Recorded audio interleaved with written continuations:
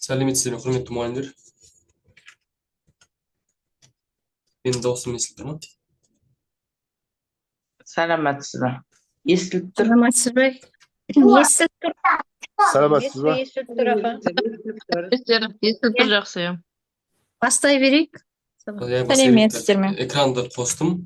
Мгм. Тақырып жай бөлшек кері жүз тақырыбы. Көрініп тұр, Рахмет. Көрініп тұр, анық. Жақсы.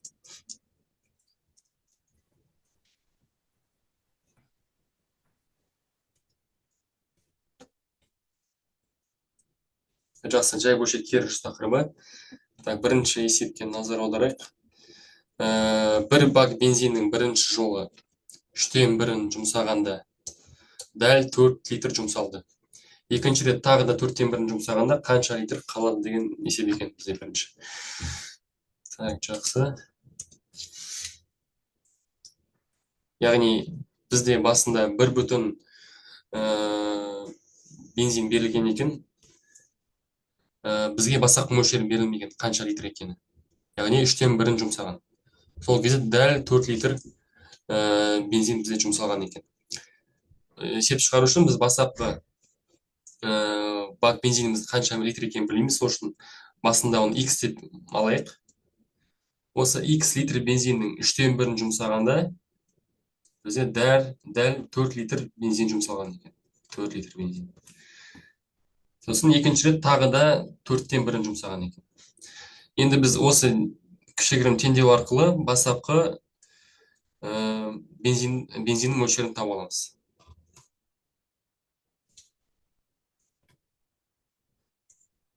Яғни X табу үшін біз 4-ті бөлеміз 3/1-ге. Сондағы жауап 4 көбейтілген 1/3. Жауап 12 литр. 12 литр дегеніміз бастапқы бензиннің мөлшері. 12 литр. Сосын екінші рет тағы да 4/1 бөлігін жұмсаған екен. Яғни ең басында біз 4 литрін жұмсадық. Сонда бізде қалған бензиннің мөлшері, екінші амал 12-ден 4 литрді аламыз. Сонда бізде 8 литр бензин қалған екен. Осы қалған бензиннің тағы да 4/1 жұмсаған. Енді оны табу үшін 12 литр бензиннің 4/1 бөлігін табамыз.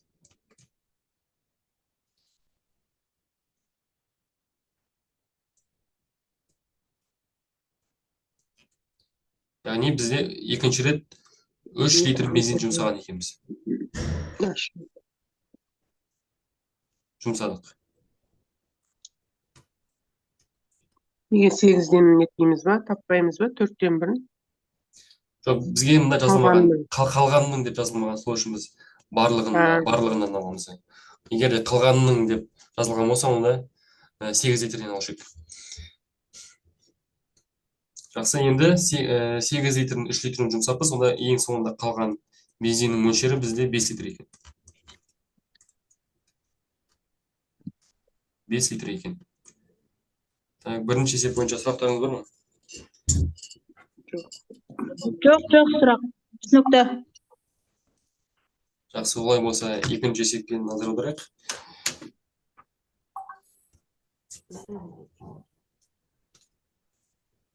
Өте берейін ба, әлде жазып аласыздар ма?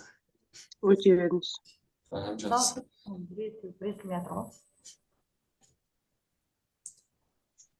Жақсы. 5-ші А сыныбының ұлдарының жартысы мен қыздарының 4/1 16 адам. Қыздарының жартысы мен ұлдарының 4/1 14 адам екен. Сыныпта барлығы неше оқушы бар деген есеп берілген екен. Енді біз бұл есепті шығару үшін ұлдарды О деген әріппен, қыздарды Қ деген әріппен белгілей салайық. Енді шығарамыз. Ұлдарының жартысы деген. Яғни жартысы дегеніміз ол 2/1 бөлігі. Яғни 2/1 көбейтілген ұлдар. Оған қосамыз қыздардың 4/1 бөлігі. Яғни 4/1 Қ деп белгілейік. Осы екеуінің қосындысы бізде 16 адам екен. Жақсы, енді бұл бірінші өрнек. Екінші өрнекті назар аударамыз. Қыздардың жартысы мен ұлдардың 4/1. Жазамыз. Ұлдардың 4/1 бөлігі қосылған қыздардың жартысы 2/1 бөлігі. Видеосы. Ол бізде 14 адам екен. Енді бізге табу керек, сыныпта барлығы қанша оқушы бар екен табуымыз керек. Енді оны табу үшін біз осы екі өрнекті модульге алып, жүйеге алып, қосып жіберейік.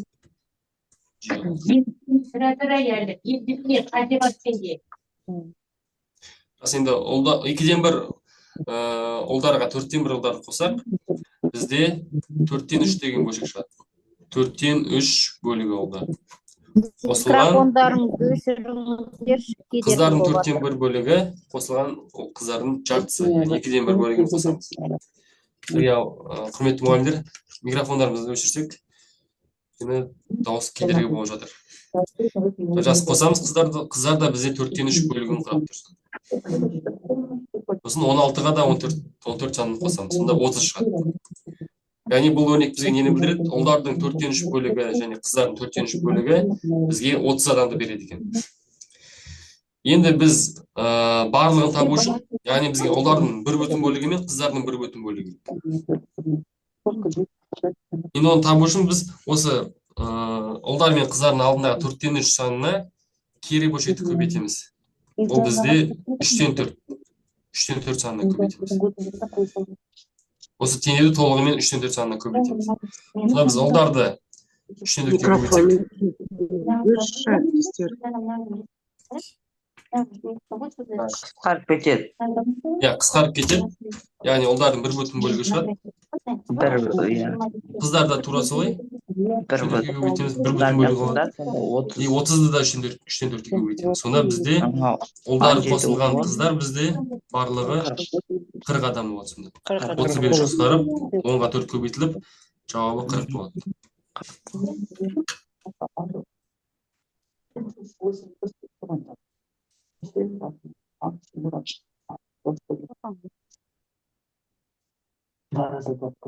Баянауылдың әріптестері, микрофондарыңызды өшіріңіздерші.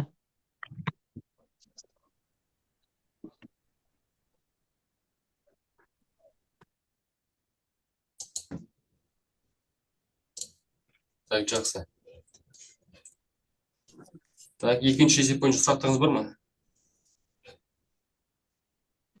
Жоқ.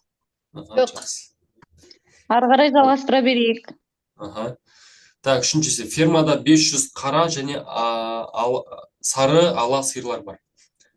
Сары ала сиырлар барлық сиырлардың 5-2-сін құрайды.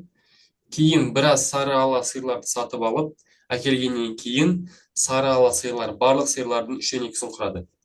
Қанша сары ала сиыр сатып алып келінген?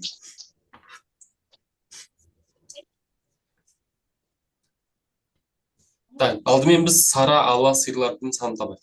Өзі барлығы 500 сиыр бар екен. 500 сиырдың 5-2 бөлігі сары ала сиырлар. Көбейтеміз. 5 пен 500 саны қысқарады. 5-те 1, 500-де 100 қалды.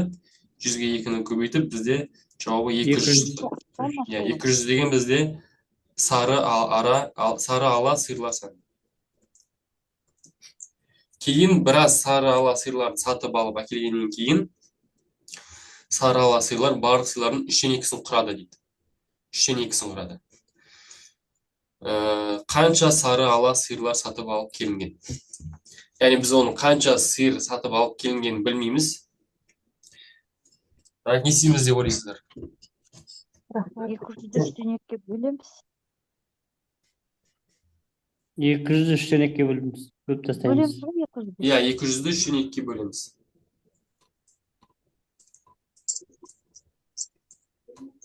Кері бөлшек айналып кетеді, 100, 300. 200 көбейтілген 2-ден 3, 200 бен 2 қысқарып, жауабы 300 шығады. Так, 300 дегеніміз ол бізде сатып алып келінгеннен кейінгі сары сиырлардың саны. 100 болады сонда. 3-2-сін құрады. Ол бізде барлық сиырлардың 3-2-сін құрайды. Енді бізге қанша сары ала сиыр сатып алып келінген деп сұрап тұр. 300-ден 200-ді айтамыз. 100 сиыр алады. 100 сиыр.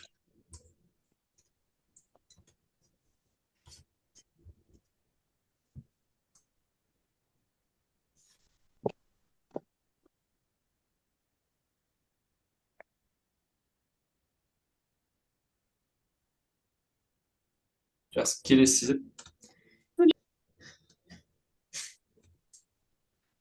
Так, бірінші трактор жердің 15%-ын және 1,2 гектар жыртты. Ал екінші трактор жердің 5,3 бөлігін және қалған 0,3 гектарды жыртты. Олар бірге бүкіл жерді жыртып бітірді. Жердің ауданын табыңыз. Яғни осы екі трактор жұмыс жасаған соң, бізде барлық жұмыс істеліп бітірілді. Енді бұл жерде кері жүріс әдісін қолданамыз. Ең соңында бізде 0 гектар жер қалды, жыртуға керек. Сол үшін біз кері қарай жүргенде, оның алдында не болған? 0,3 гектарды жыртты. Яғни бітірген. Сонда ол жұмыс жасамай тұрып, 0,3 гектарды бітірмей тұрып, қанша гектар жер қалып еді? Соны табамыз. Яғни 0-ге біз бірінші 0,3 қосайық. Яғни 0,3 гектар қалған жұмысы бітірмей тұрып. Енді оның алдында бізде не болды? Оның алдында бізде 5,3 бөлігін жұмысын бітірген. Онда бізде қалған жұмыстың бөлігі қанша? Қалған жұмыстың бөлігі. Оны біз 1,2 деп аламыз ең басында. Жұмыстың 5,3 бөлігі бітірілді. Сонда қалған жұмыстың бөлігі бізде 5,2 бөлігі. Осы 5,2 бөлігі ол осы қалған 0,3 гектарға тең деген сөз. 0,3 гектар. Енді екеуін біз айналдыру болады 0,14, иә. Яғни оның алдында қанша гектар жер қалған екен табу үшін біз 0,13-ті бөлеміз 5,2-ге. 0,13 гектарды осы 5,2 бөлікке бөлеміз. Сонда біз барлық екінші трактор жасамай тұрғандағы барлық қалған жұмысты табамыз. Қалған жерді. Сонда 0,13 көбейтілген 2-ден 5. Сондағы шығатын жауап бізде 0,13-ке 5-ті көбейтсе 1,15, оның жартысы 0,175 гектар. 75. Бұл екінші трактор жұмыс жасамай тұр. Енді одан да артқа қайтамыз. Оның алдында бізде 1,2 гектар жер жыртты. Сонда ол жыртпай тұрып қанша гектар жер қалып еді? 0,175-ге қосамыз 1,2 гектарды. Сонда бізде 1,195 гектар жер қалып еді. Тағы да артқа қайтамыз. Яғни жердің 15%-ын бітірген. 15%-ын бітірген.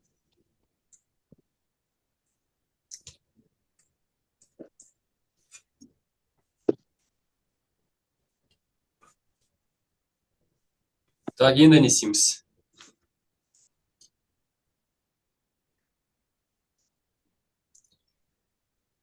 Яғни жердің 15%-ын бітіргенде бізде жердің қалған 100% бөлігі болды. Барлығы 100% болды. 85. иә 85% қалды деген сөз.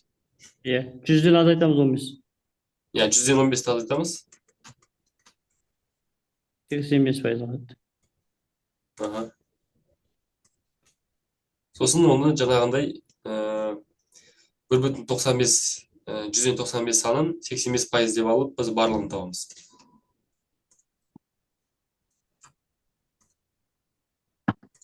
Біз 85%-ға соны бөлеміз. Яғни 1,195 бөлінген 100-ден 85 болды. 85. Кері саны көбейтеміз. 1,195 көбейтілген 85-тен 100. Көбейтірсек, бізде 85-тен 195 деген бөлшек шығады екен.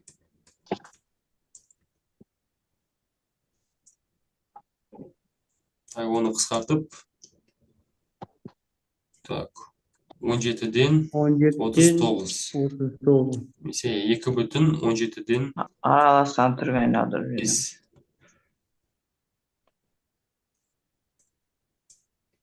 5. Араластан тұрып айналдырамыз. Жауап осындай екен. Так, түсінікті болды ма? Бұл есебіміз.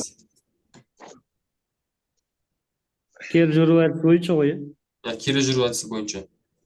Жасалған жұмысқа қарама-қарсы жұмыс жасаймыз. Алдында есеп шығарылды ғой, соған бір мәрте Мен жазып орала алайық. аласың ба? Ау, естілмеді. Жазып алайық.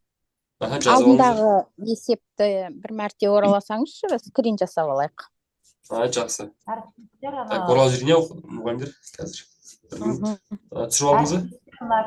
Иә, рахмет. Бірінші Осының есепке алдында бар ма? есепке де жіберіңізші. Бірінші есепке де. Бірінші сетте. Жақсы. Иә. Жазылды. Бәрін өтіп шығайын. Түсіріп алдыңыздар, иә? Бәрін өтіп шығайын. Жатырыңыздар. Скринді баласасаңыздар жазбай-ақ уақыт. Иә, скрин жасадық. Екінші есепке көшіңізші, скринді алайық. Жақсы, екіге көштім. Скринді алыңыздар. Болды, рахмет. Так, үшті түсірдіңіздер. Енді Иә, төртті.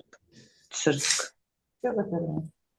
Аха, түсірдіңіздер Алдыңғы ма? сабақтарыңызды ютубта бар ма? Так, ол жағын сұрайын, мен бүгін заменаға келіп тұрмын. Ол жаққа айтамын. Алдыңғы сабақ керек еді сол. Керемет Жақсы. табыл. Сұрайын. Алдыңғы сұрақтар кітапта бар ғой. Телеграм чатында бар. Телеграм чатта? Иә, телеграм чатында бар. Не деп жазып тұр телеграм чатта аты? Функционалды сауаттылық деген бар. Сентябрьден басталған сабақтың бәрі сода сақталған. Оған қосыла беруге бола ма? Иә, болады. Ссылкасын жібере аласыз ба жерге? Қалай қосыламыз? Ссылкасын жіберіңізші топқа. Сол.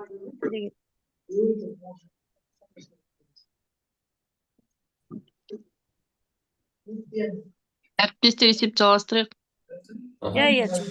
Ертеде бір кісі мынадай өсиет қалдырып, егер менің әйелім ұл туса, онда оған барлық қазынаның 3/2 бөлігін, Шығарайық, иә. қалғанын әйеліме беріңдер. Ал егер де әйелім қыз туатын болса, оған қазынаның 3/1 бөлігін, ал әйеліме 3/2 бөлігін беріңдер деген. Әйелі егіз ұл мен қыз туыпты. Енді әйелі қазынаның қандай бөлігін алуы тиіс?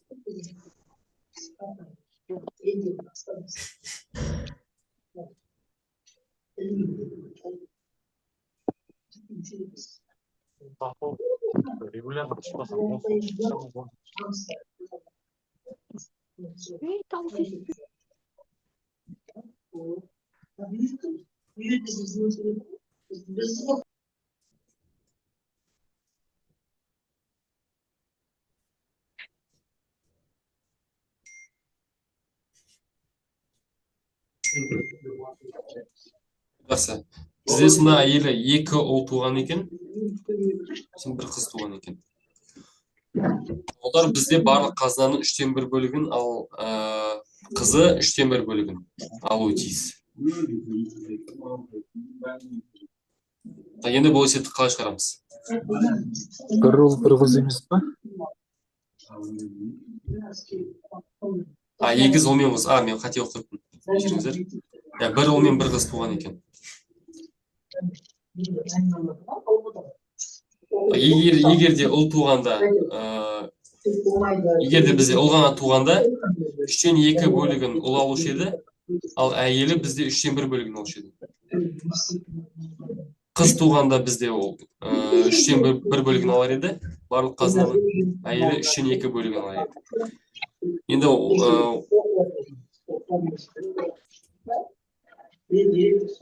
Дауыс шығып, естілмей тұр тұрсыздар. Микрофон өшіріңіздерші, микрофон.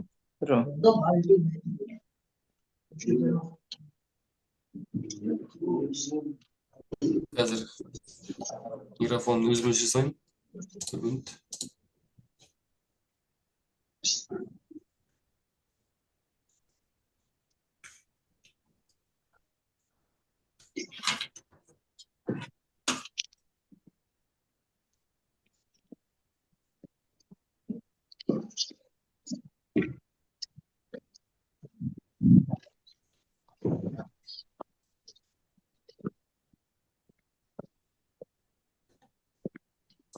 Так, өшті ғой деймін.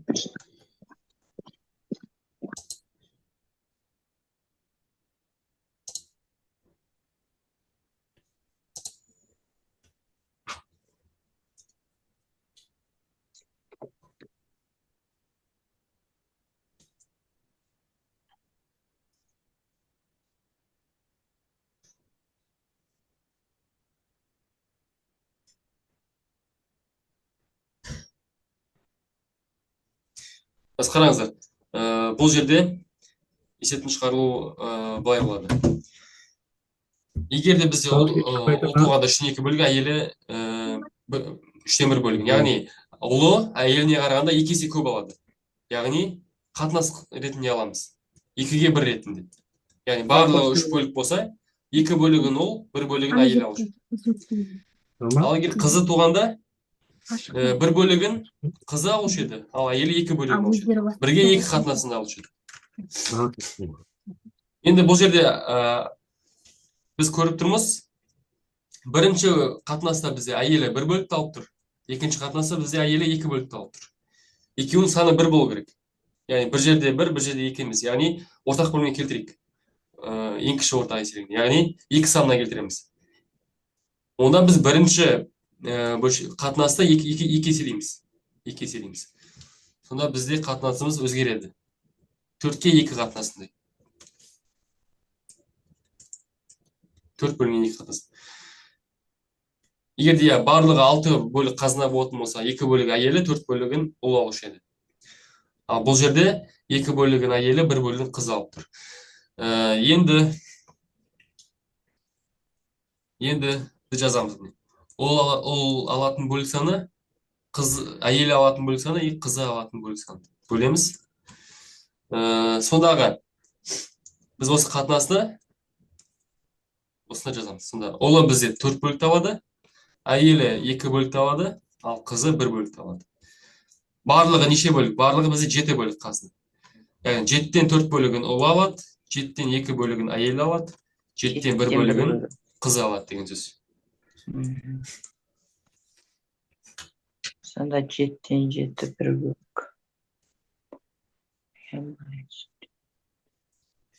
Моей мамы, я думала, у меня никого не осталось, ни одного родного человека. И тут Сережа появился. Это хорошо. Но нужно думать о перспективе. Әріптестер, дауыстарын өшірсеңіздерші. Mikrofon o'chirіңіздерші, mikrofon. Спасибо. Я думаю, что вы осознаете, что в вашей жизни произошел серьезный перелом. Сіз ролыңыздар ойы, келесі. Отечество. Сыныпта жоқ балалар, бар балалардың 5-тен 1-ін құрайды. Кешіккен бір оқушы сабаққа кіргенде жоқ, балалар саны бар балалар санының 6-тан 1-ін құрады. Осы сыныпта неше оқушы бар? Алдыңғы есеп көтесіз ағай. Жүресіздер ма, скрин жасауға? Обладающий возможностями. Здесь сейчас совсем другие заботы. То, о чем я говорю, не забота. Әйелі 7-ден 1 бөлігін ала ма? 7-ден 2 бөлігін не? Кино көріп отыр, кино көріп отыр. Әйелі 7-ден 2 бөлігін алады. Ана жерде нені қатынасы соны 2 еселеп жібердік қой, 2 еселеп жібердік. Солай шығардық. Бастапқыда 2-ге 1 қатынасындай болған.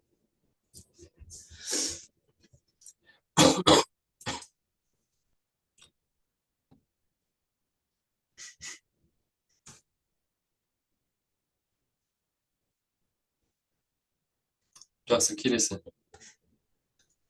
Бірінші қатынасты 2 еселедік, неге екінші қатынасты 2 еселедік? Өйткені біз әйелінің алатын бөлігін бірдей қылдыруымыз керек болған.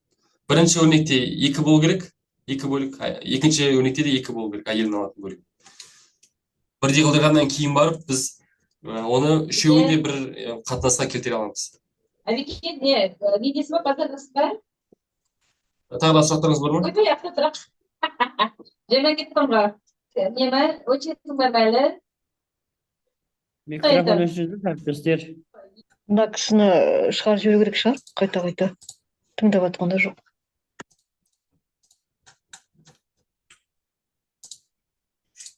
Сыныпта жоқ балалар, бар балалардың 5-тен 1-ін құрайды екен.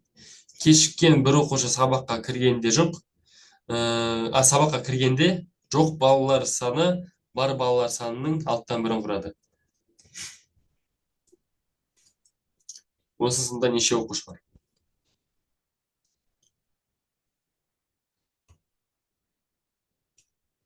Жақсы, жоқ балалар саны, сосын бар балалар саны. Яғни бізде бар балалар саны 5 есе көбірек екен. 5 есе көбірек. Сосын кешіккен бір оқушы сабаққа кірді, одан кейін жоқ балалар саны бар балалардың 6 есе кіші болды енді. 6 есе кіші болды. Бір оқушы кіргеннен кейін.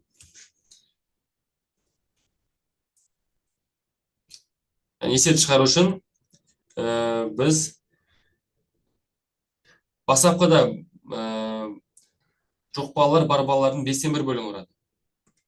Bir bala кіргеннен кейін 6-тан 1 құрады. Яғни біз аз етек. 5-тен 1-ден 6-тан 1-ді алдым. Бізден шығады 30-дан 1 шығады. 30-дан 1 шығады. Яғни бұл не? 30-дан 1 дегеніміз ол осы бір оқушының, жаңағы бір кірген оқушының барлық оқушылар санының бөлігі.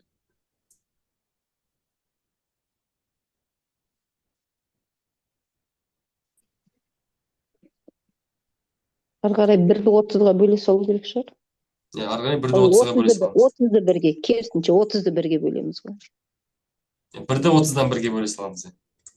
Сондағы жауап 30 30 оқушы. Иә, 1-ді 30-дан 1-ге бөлеміз. Оқушыға.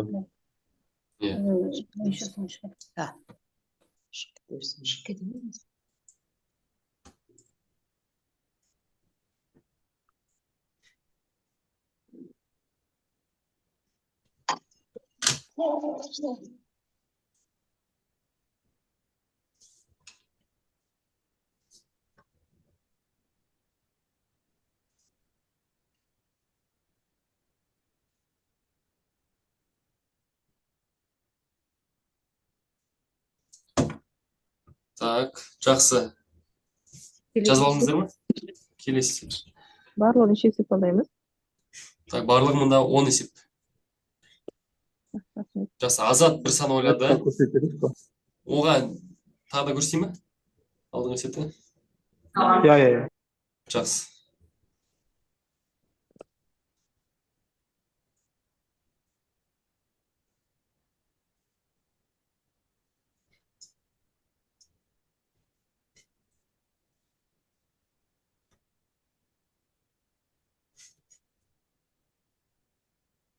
Келесі есепке өтейікші енді. Так, Азат бір сан ойлады. Оған 7-ні қосты, шыққан қосындыны 30-ға көбейтті. Оған 11-ді қосты. Шыққан жаңа қосындыны 3-ке көбейтті, сонда нәтиже 2013 болды. Азаттың ойлаған саны қандай?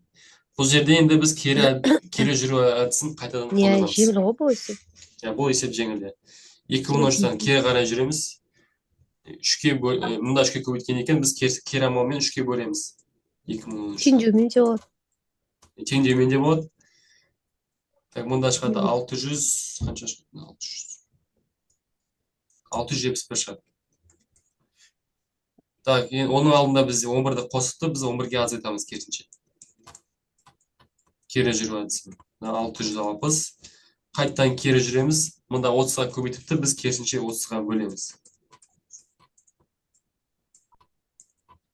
Сонда бізде 22 шығады.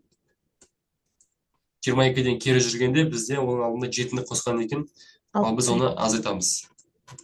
15. Бұрақ қарама қарсы амалдар. 15. 15.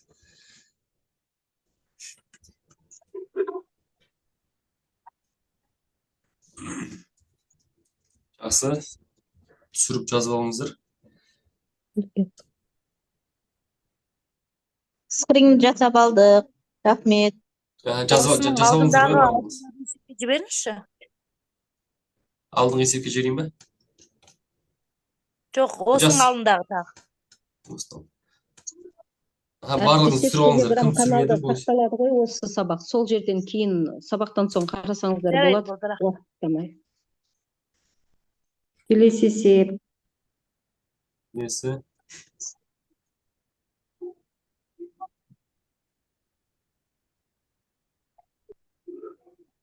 Так, Бақжол базардағы кәмпиттердің 3-тен 1-нен 4 кәмпит кем алды. Жайық базардағы қалған кәмпиттердің 2-ден 1-не 5 кәмпит кем алғанда 18 кәмпит қалды. Базарда барлығы неше кәмпит болған? Бұл жерде де бізде кері жүру әдісі жаңағындай. Ең соңында бізде 18 кәмпит қалыпты. Оның алдында не болды? Оның алдында 5 кәмпит кем 2-ден 1-інен 5 кәмбет кем алған. Қосамыз онда. Қосамыз. Жоқ, 5-ті қоспаймын, бұл жерде 5 кәмбет кем алған екен, кем. Мгм. 2-ден 1. 2-ке көбейтіп 5-ті қосамыз. наверное. 2-ке көбейтіп 5-ті қосамыз. Иә, бірінші 2-ге көбейтеміз. Иә, алдымен 5 емес, 2-ден 36. 1. Мгм. 41. Иә, 18-ге 5-ті қосамыз. 41. Осы оның алдында бізде 3-тен 1-інен 4 кәмбет кем алған екен. 3-ке көбейтеміз. 123.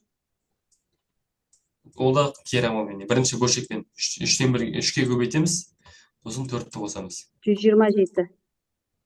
127.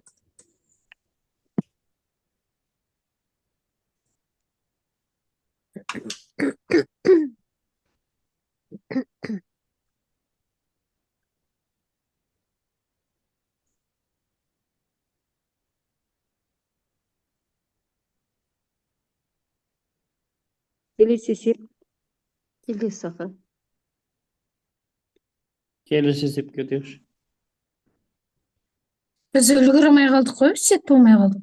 Қазір жазып алайық. 1 минут уақыт берген, жазып алыңыздар. Иә, қап кеттік қой. Скринді алсаңдаршы. Үлгермей Түсінікті жатыр ғой, сет болмай жатыр. Бәрлеріңіз бір көрінесіздер ма? Скриндап алайық. Ана бір өткізіп жүрсеңіз, скриндеп жасап, или запись сақтала ма? Так, онда Иә, қазір басынан бастап бүкіл есепті тағы бір көрсетіп жайын. Иә, сөйтсеңіз, скриндеп алып. Сечение. Бірінші есеп міне. Скриндап алыңыздар барлығыңыз. Жақсы болды ғой. Айтып отырмын. Болды. Так, жаз, түсіріп алыңыздар барлығыңыз. Иә. Екінші есепке өтеміз.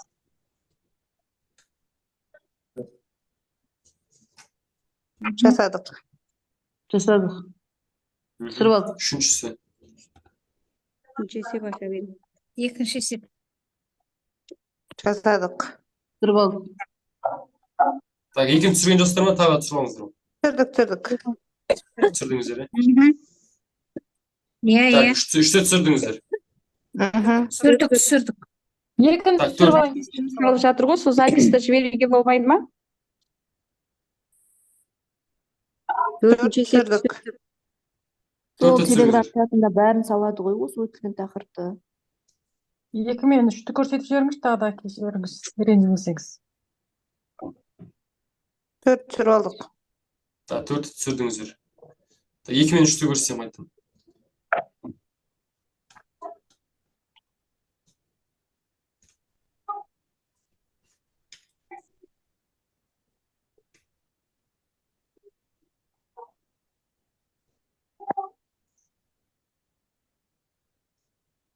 Келесі. 5 тапырайыз.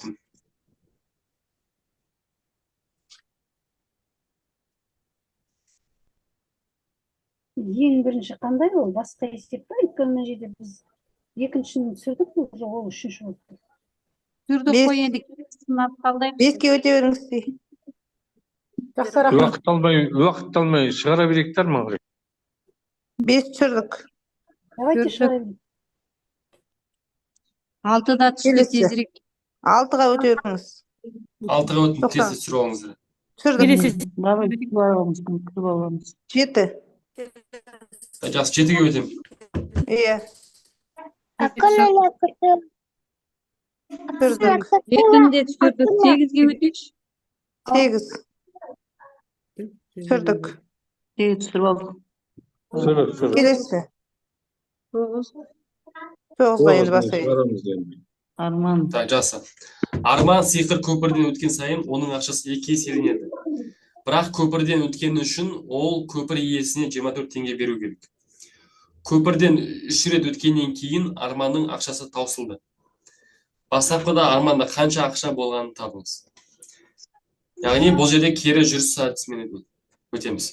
Ол ақшасы 0 теңге болды ең соңында. 0 теңге болмай тұрып, ол көпір иесіне неше теңге берді? 24 теңге. Берген екен. Қосамыз 24. Қосамыз, көбейтеміз 3-ке ма? 24 теңге болған ол көпір иесіне ақша бермей тұрып. Оның алдында оның ақшасы 2 еселенді. 48. Көпірден өтпей тұрып, 8 болады. 2 еселенді. Екіге бөлеміз. Яғни 2 бөлем, керісінше 2 бөлем. Бөлеміз 12. Көбісі 12 теңге. Яғни 3-ші рет өтпей тұрып көпірден, ол да 12 теңге болған. Түсіндіңіздер, 12 теңге болған. Енді екінші рет өтпей тұрып қанша ақшасы болған? Ертең 11 тапсыр. 12 теңгеге қосамыз 24-ті, 36 теңгесі болған. Көпір иесіне ақша бермей тұрып. Сосын 36-ны 2-ге бөлеміз. 18. 18. Яғни көпірден екінші рет өтпей тұрып, оның 18 теңгесі болған екен. Бөлінген 2 болады. 2 болады. Ана жерде 16 бөлінген 2 ғой. Ой, бөлу 2. Бөлінген 2. Ол екінші рет өтпей тұрып. Жазып қойын, мынау 3-ші рет өтпей тұрып, мынау 2-ші рет өтпей тұрып. Енді 1-ші рет өтпей тұрып, қанша теңгесі болды? Тура солай 18-ге 24-ті қосамыз. 42. 52 шығады ма? 42-ні 2-ге бөлеміз. 2-ге бөлеміз. 21. 21 теңгесі болған екен. Ең басында 21 теңгесі болған. Сосын көпірден өтті, ақшасы 2 еселенді, 42 теңгесі болды. Бірақ оның 24-ін көпір иесіне берді. Сонда 18 теңгесі алды. Қайттан өтті көпірден 2 есе өсті ақшасы, 36 болды. Оның 24-ін көпір иесіне берді, 12 теңгесі алды. Енді тағы да 3-ші рет өтті, ақшасы 2 еселенді, 24 теңге болды. Көпір иесі қайттан 24 теңге берді, оның ақшасы бітті сонымен. Сөйткен екен. Сонда ең басында 21 теңге болды. Жауап болсын. Кері жүру әдісі бойынша, Кері жүру әдісі бойынша.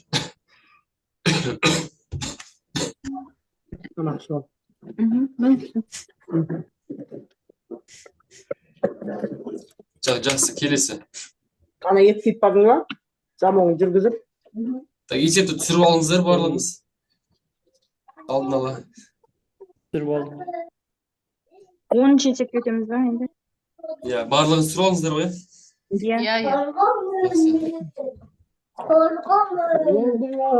Түсіріп алдым. Біздің соңғы есеп. Анасы жұмысқа кетерде үстелге шиелер қалдырып кетті. Мектептен бірінші болып ана келіп, барлық шиенің 3-тен 1-ін алып кетті. Одан кейін Асан келіп, қалған шиенің 3-тен 1 бөлігін алды. Соңғы болып Ажыр келіп, үстелдегі шиелердің 3-тен 1-ін, яғни 4-еуін алды. Бастапқыда барлығы қанша шие болды? 3-тен 1-і 12 тең болып тұрмасында? Өйткені 3-тен 1-ін 4-ті кер жүреміз, тоже соңғы болып... Бұл кері жүреміз. Соңында, яғни 3-тен 1 бөлігі 4-ке тең екен. 3-тен 1 бөлігі 4-ке тең. Ажыр алмай тұрып қанша шие болған екен? Соны табуымыз керек. Онда 4-ті біз бөлеміз 3-тен 1-ге кері амалмен. Сонда 12? 12 шие болған, бұл ажар алмай тұрып. Ажар алмай тұрып. Оны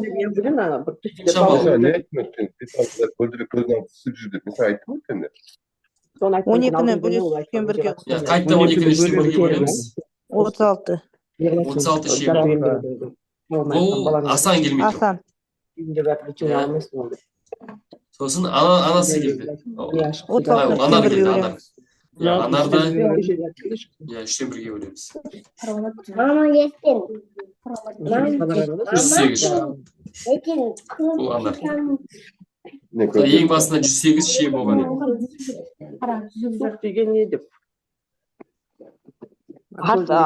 Кешіріңіздер, артқы микрофонды өшіріңіздер.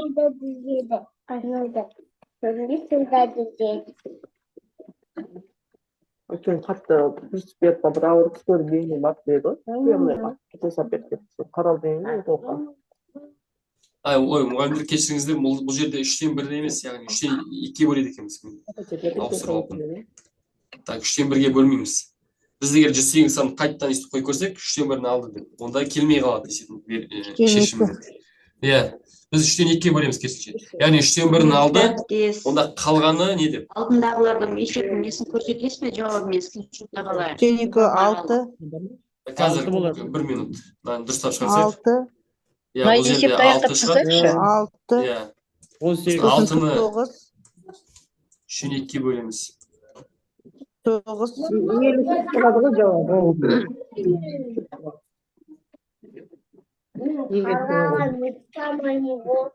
Енді сен омарсың ғой.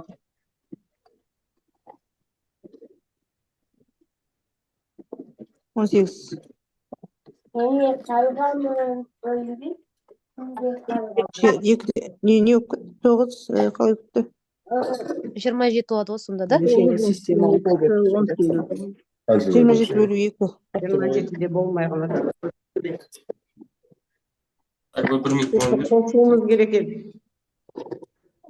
3-тен бірі 4-тен алып тұр ғой. 9 болады ғой. Ажар 3-тен бірін алды ғой. Яғни 3-тен Бұл бірі жерде 6-ға 4 қосу керек.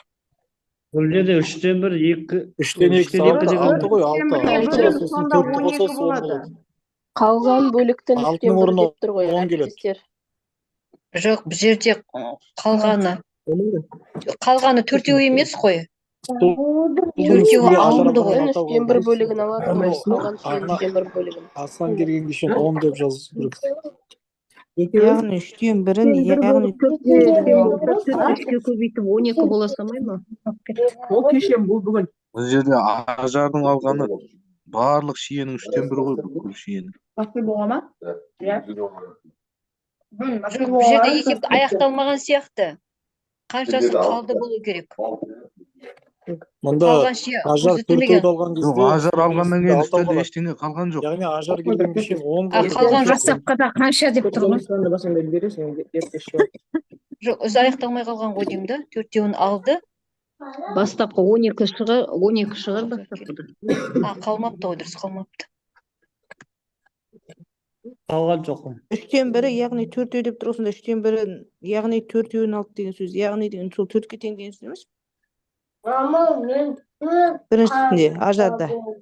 Соңғы болып ажар келіп үстелдегі шиелердің 3-тен 1. Яғни 4-еуін алды деп тұр. Ажар 4-еуін алды. Ажардан бұрын ол жерде не 12 болды ма? Жоқ, ол жерде өз 3-тен 1-і 4-ке тең болып тұр. Кім онда Барлығы сонда 36 болды ғой. Асан 12 алған ғой Асан. 12 болған. Асан 12 алғанда кім? Анар 36 алып тұр ғой.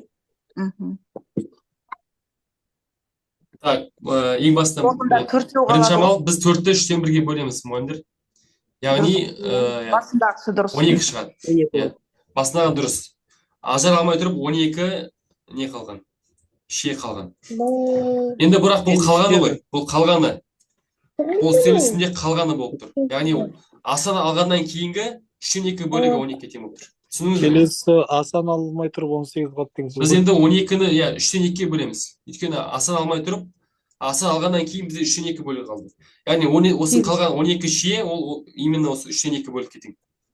8. 8. 36-ны 2-ге бөлеміз, 18. 8.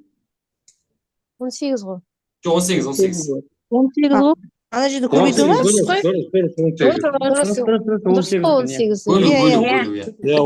қалу керек дұрыс. 18 деген ол Анар алғаннан кейінгі, Анар 3-тен 1 бөлігін алды, қалған осы 3-тен 2 бөлігі 18-ге тең. Қайтадан 18-ді 3-тен 2-ге бөлеміз. 27-ге тең. 27. 27. Сонда басында 27 шие болған. 3-тен 1-ін Анар алды, 9 шиесін алды, 18 қалды бізде. Кеп тұр, Сосын 18-ін Асан 3-тен 1 бөлігін алды, яғни 6-ауын алды. 12 қалды. Дұрыс. Енді келіп тұр, Дұрыс қой? Енді дұрыс. Сонда басында 27 шие болған екен. Рахмет. Жақсы, бізде есептер осымен аяқталды. Так, түсіріп алу керек есептер бар ма? Түсіріп алыңыздар, сосын сабақты аяқтайық. Басынан бастап бір өтейін. Алдындағы есептерді түсіріп бересіздер ма, түсіріп алайық? Есепті көрейік, 7. Бірді бәрін түсірдіңіздер, Жоқ, бәрін түсіріп алайық, немен, ретімен, 2-ні бір көрсетіңізші, 2, 3. Енді сөйлесе болма. Түсіріп алыңыздар бірді. Түсіріп атырмыз, енді 2-ні 3-ті сөйтіп көрсете беріңізші. 2-ні көрсеттім, ал түсіріп алыңыздар. Жақсы түсіріп алдыңыздар деп ойлаймын. Так, келесі үшіншісі.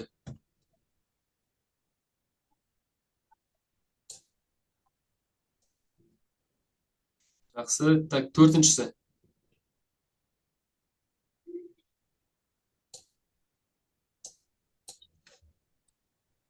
Так, келесі бесінші.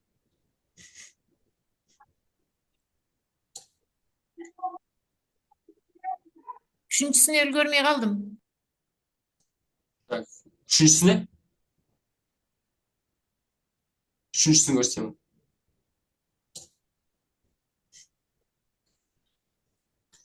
Рахмет. Келесі. Так, бесі түсірдіңіздер. Алтыны көрсетесіз, 6. 6.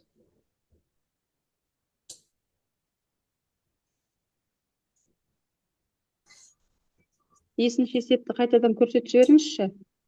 Ага. Так, 6-ны түсіріп алдыңыздар. Так, 5. Төртіншіні түсіре алмадық қой. 4-ті жүйе көрсетпедіңіз.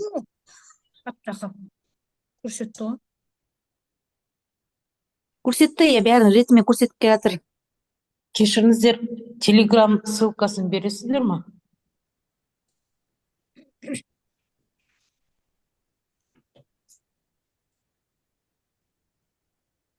Кешіріңіздер, 4-ші есепті түсіріп алуға бола ма? Так, 4. 6-ны түсірдіңіздер, е? 6-ны түсіріп алыңыздаршы. Түсірдік, 6-ны түсірдік. Так, 4.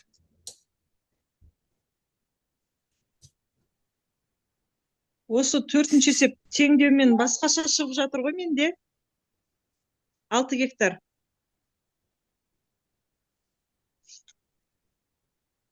Түсіріп алдық қош, кірін.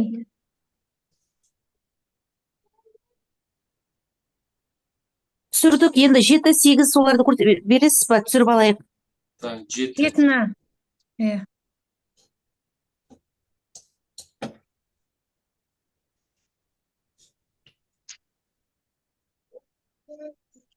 Төртінші есепті қайтадан қарап көре алмайсыз Чатқа ба? жібере аласыздар ма? Осы слайдты чатқа жіберсеңіздер дұрыс болар еді. Чатқа түсіріп жіберсеңіздер. 8, 9-ды қайтадан түсіріп жібересіз бе? Көріп жіберейік. 7-ні түсірдіңіздер ғой, барлығыңыз. Иә, 7-ні түсірдік. 8. 8. Қой өзі.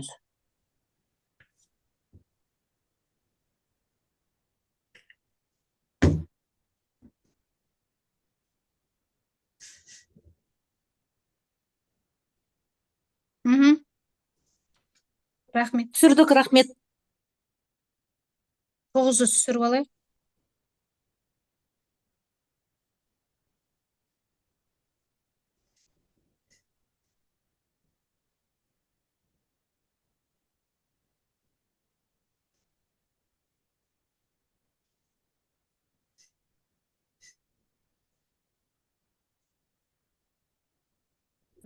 Онда. Дәулет, тракторға есептің жауабын теңдеумен шығарып едім, 6 гектар шықты, сіздің жауабыңыз түсінбей қалдым. Или біз шартымызды түсінбедік па? Қай есепті? 10-ды көрсетесіз ба? 10-ды қосасыз, 10-ды қосып алайық. Соңға байланысты.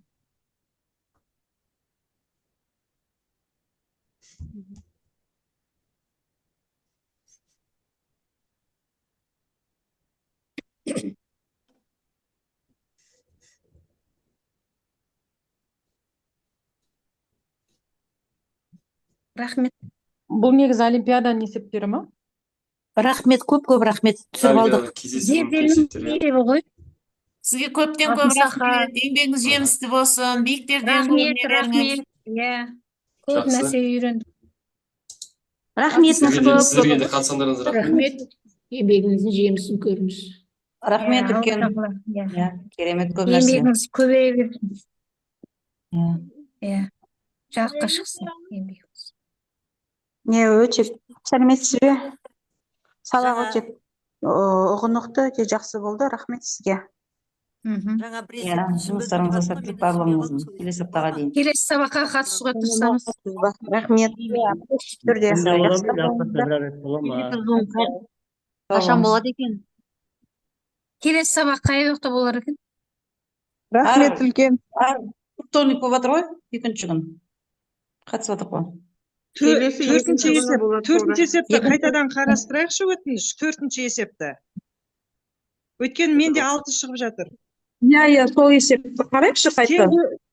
Теңдеумен шығарсақ 6 шығып жатыр. Есептің шартында ағайсыз қалдығы деп, есептің шартында қалдығы деген сөзді қосып шығардыңыз да, ол жерде ондай сөз жоқ шығар, 5-тен 3 деген жерде. Соған қайтадан қараңызшы. Жақсы, ең баяғы. Так, бізде бүкіл жерді жыртып бітірді, яғни ең соңында 0 гектар қалды. Алдымен кері жүріспен жүрдік, 0,3 гектар жүртті. Оны жыртпай тұрып бізде 0,3 гектар болды. Сосын жердің 5-тен 3 бөлігін. Яғни 5-тен 3 бөлігін бітірген болса, 5-тен 2 бөлігі қалған осы 0,3 гектар. Оған бөлдік. Яғни оған дейін 0,175 гектар болды. Так, оның алдында біз 1,2 гектар жер жырттық. Оны жыртпай тұрып, бізде 1,195 гектар жер қалған еді. Кешіріңізші, бұл жерде қалған жердің 5-тен 3% деп тұрған жоқ қой, 5-тен 3 бөлігі деп тұрған жоқ қой. Иә, осы жерде ғой деймін, иә? Теңдеумен сұратыңыз. Мен қалған жерінде теңдеумен шығарып көрейік онда. Тогда онда пока учим.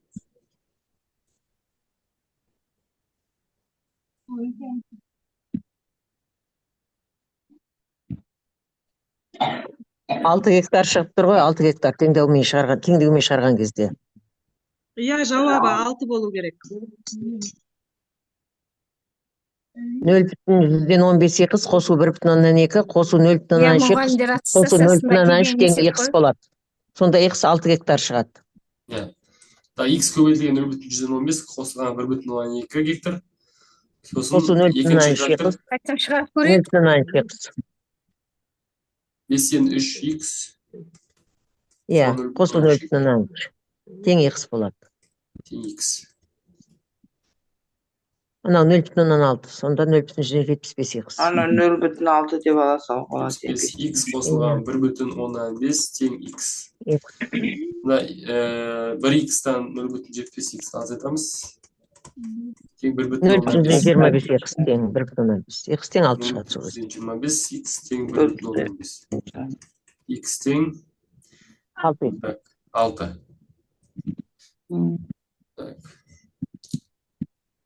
Рахмет.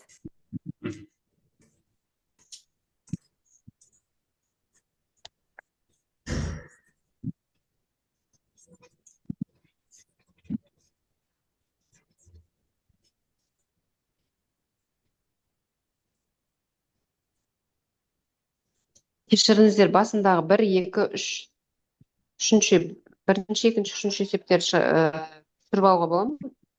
Не болады қазір? Ана берілгенімен түсіріп алайықшы қайтадан. Иә, түсіріп алайық. Көрді ма? Кешіріңіз, содан кейін 8-ші есепті қайтадан рахмет. 2-ні көрейік.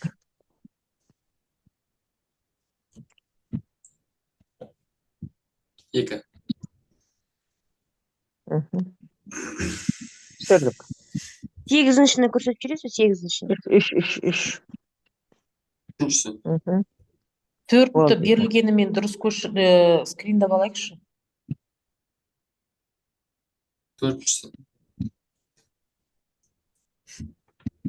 Толық ашасыз ба? Текстін. Толық ашып тұр ғой, көрмей тұр ма? Ашылып тұр. Жартылай ғана.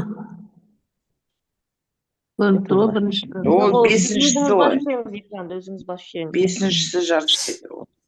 4-шісі толық тұр. 4-шісі толық көрініп тұр ғой. 5 ол келесі.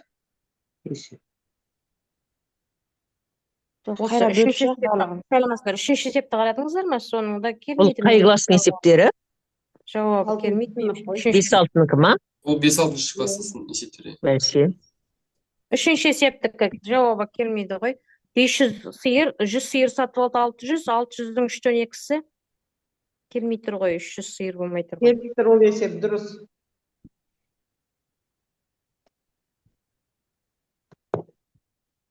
Ол дұрыс болды ғой. Ау. Tamam.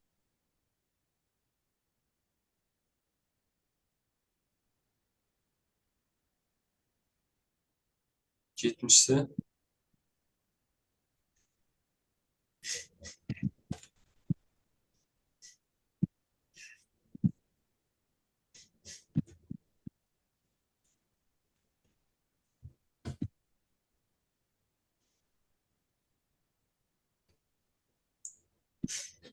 Ағардай 8-ді көрсетсеңізші.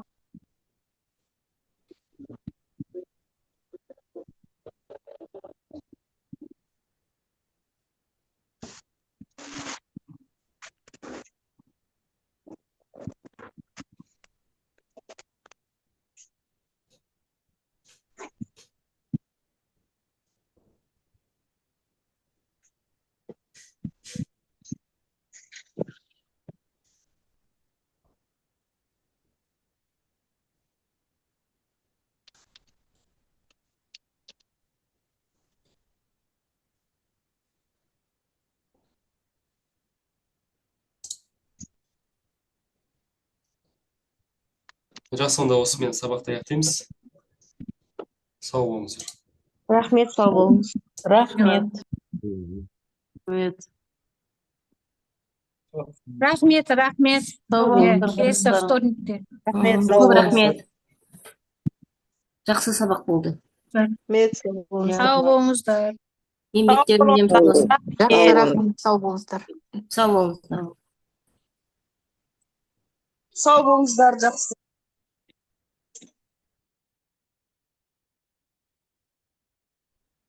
Сау болыңыздар.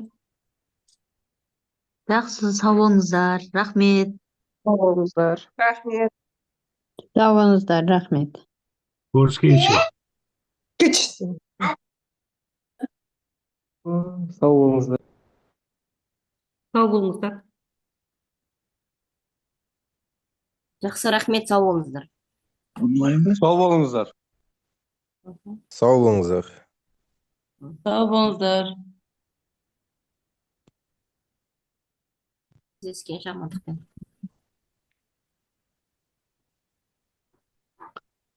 Рахмет. Өте керемет дүниелер болды. Сау болыңыздар.